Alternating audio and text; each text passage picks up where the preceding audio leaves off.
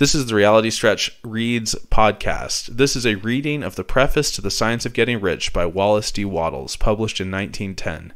This book is in the public domain, read by Spencer Ingram, copyright Spencer Ingram, 2023.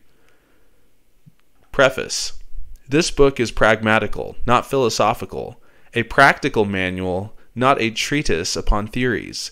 It is intended for the men and women whose most pressing need is for money, who wish to get rich first and philosophize afterwards. It is for those who have, so far, found neither the time, the means, nor the opportunity to go deeply into the study of metaphysics, but who want results and who are willing to take the conclusions of science as a basis for action, without going into all the process by which those conclusions were reached.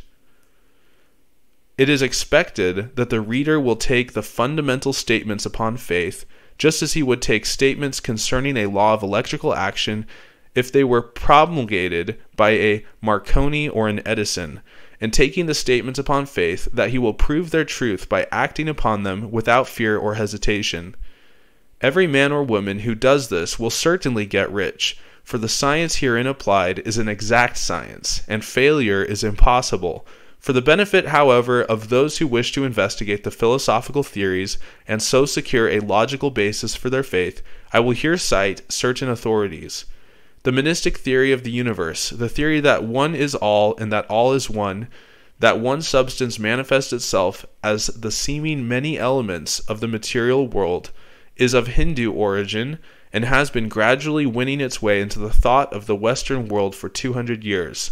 It is the foundation of all the Oriental philosophies and of those of Descartes, Spinoza, Leibniz, Schopenhauer, Hegel, and Emerson.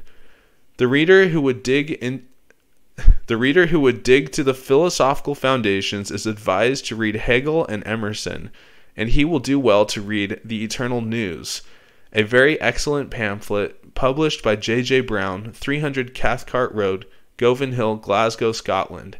He may also find some help in a series of articles written by the author, which were published in Nautilus during the spring and summer of 1909 under the title, What is Truth? In writing this book, I have sacrificed all other considerations to plainness and simplicity of style so that all might understand. The plan of action laid down herein was deduced from the conclusions of philosophy. It has been thoroughly tested and bears the supreme test of practical experiment. It works. If you wish to know how the conclusions were arrived at, read the writings of the authors mentioned above. And if you wish to recap the fruits of their philosophies in actual practice, read this book and do exactly as it tells you to do. The author, Wallace D. Wattles.